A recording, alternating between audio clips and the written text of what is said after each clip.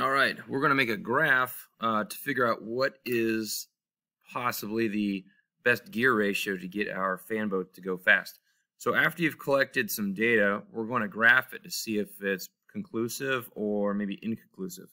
So just go to Google and select Sheets, and we'll do blank spreadsheet. And our first column, we will say gear ratio, our first row. In our second row, we'll write speed. Okay, and you're going to enter your data from the table, the pulley testing table. So let's say you tested gear ratios. I'm going to make up some numbers: 5.5, 4. We'll say 4.0 if that's possible. 2.7, and let's say even 2.5, something like this. I'm making up some numbers. You have to use your actual gear ratios that you got when you measured the pulley wheels. And let's say you found so speed. You calculate the speed. We'll say 0.6, 0.75. 0.9, and 1.3 meters per second. So we should probably put that meters per second or centimeters per second. Yours should be in meters per second because you did 1 meter divided by the time. Gear ratio doesn't have a number. So now to make a graph, you highlight all the cells. I'm holding down the left button to highlight all the cells. And then we could say data. How do we create a graph? Tools, extensions, help, format, insert. Insert chart. Okay. I'm going to select chart. And there's different kinds of charts. Instead of a line chart, I either want a bar chart or even a scatter chart. Scatter chart might be better. All right, so here is my chart, and I basically want to say, is this conclusive? I seem to have a pattern here, right? I've got my speed. It seems like my fastest speed comes with my lowest gear ratio. Let's say if I can change these numbers to make it a little more obvious. So maybe instead of this value right here for 2.7, let's make this 1.0. Okay. And let's make this one 0.4. I'm just making up numbers to show there seems to be a pattern. The pattern seems to be, if this were my data, that as my gear ratio increases, my speed decreases.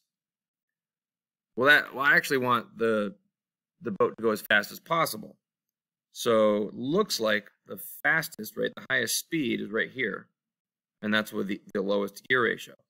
So if this were my data, I might say, am I done testing? Have I found the best gear ratio? Yeah, someone might say, yeah, it's 2.5.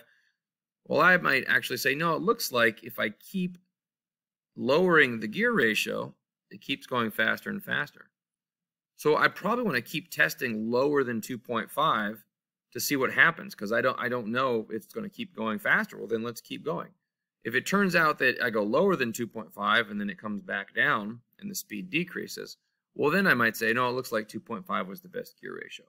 So what you're looking for is a curve that goes up and then down, right? And if you find the top of the curve, right, the speed versus gear ratio curve, if it goes up and then down, the top of that curve is the best gear ratio. So if I just add some numbers to demonstrate what I'm talking about, if I kept going down, let's say 2.3, 2.1, 1.5, 1.0.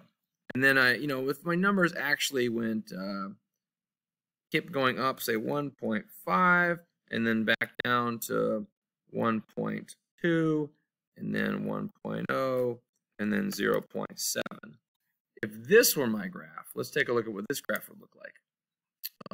Insert chart, scatter chart. Okay.